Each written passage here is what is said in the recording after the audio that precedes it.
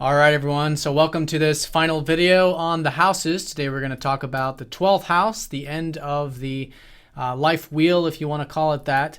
And next time we will get into the signs. But now, essentially, we're coming to full circle back to where we began, which was the first house, which had to do with the beginning of the journey. So now we are at what you might call the end of the journey.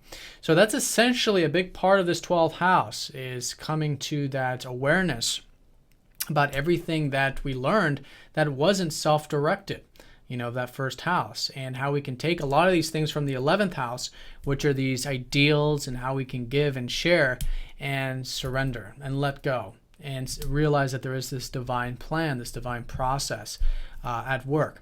So that's essentially what the 12th house is. It's everything that has to do with surrender, letting go, having faith and trust. If you believe in a higher being, then it's having faith and trust in that higher being, but at the very least in the process of life. Because without seeing that there is things larger than self in the big picture, and there might actually be a divine plan or some sort of larger plan at work, or at least just relaxing into the unknown, that's what gives us the that relaxing energy we need, or as I call it, the spiritual energy that we need of that 12th house. So it's very important that with the 12th, it's not overly categorized.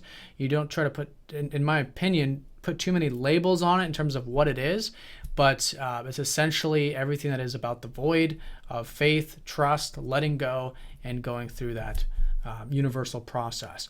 So things relating to the unconscious, the subconscious mind, spirituality, meditation, prayer, anything intuitive, yoga, spiritual sort of arts, usually that's more in the active sense, maybe with the 6th, but it depends.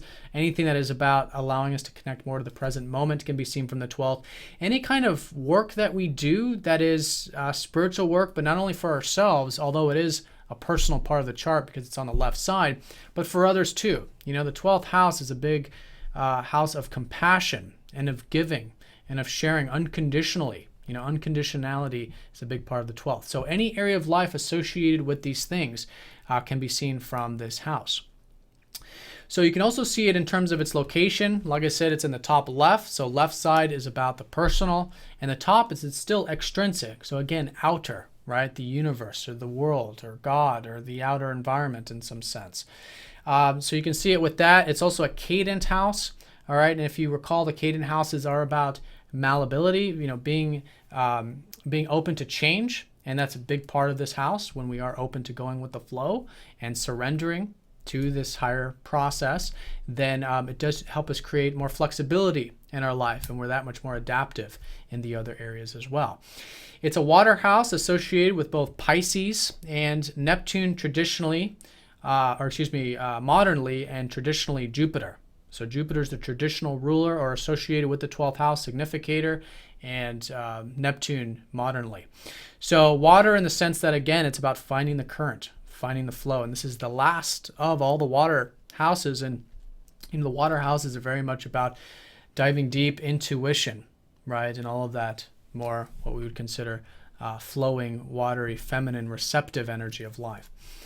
So that's the location. Now it's also on the 12th and the 6th house axes. So with the 12th house opposite the 6th, if you recall, the 6th was about our own self-improvement. And the 6th house is basically where we have our own personal control, right? Where we have control over our life, where we can improve, where we can make change. The 12th house, however, is God's control or God's will, right? Where we don't have control. Right, so that's this kind of axis. So if you ever feel like there's a lot of energy in your 6th, or too much trying to get everything all figured out and getting all the details, maybe there's that 12th house dose that might help with this and help keep things balanced, to have that non-attached perspective. Vice versa, if you do find that there's a lot of energy in your 12th, and this might be because you have a lot of planets there or whatever experiences, maybe a transit of the 12th house, what can help lift that out is to ground your spirituality with the 6th through growth, self-improvement, through your work. Work is a very spiritual thing. So that's the axes there, and that's important to keep balance with that. Essentially, the groundedness, grounded spiritual work, and then the alone time and spirituality of the 12th. So you want to first look to see if you have any planets in the 12th that can show significant experiences in your life associated with this area.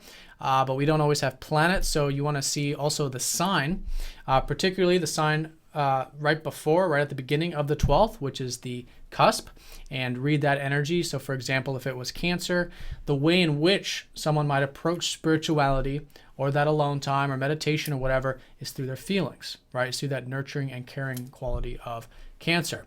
So you can see those qualities come through. You can also see what other signs might be a part of that 12th, but there is always, of course, just one, at least one. You also want to look at the ruler of that 12th house. So in this example, it would be the moon, because the moon rules Cancer. There is a PDF down below for more information on that. But wherever the moon's placed, both in house and sign position, will give this unique individual more information on that area.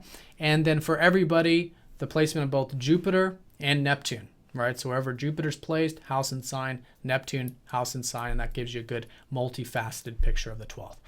All right, so that's the 12th house in a nutshell. If you guys have any questions, please let me know. See you guys next time.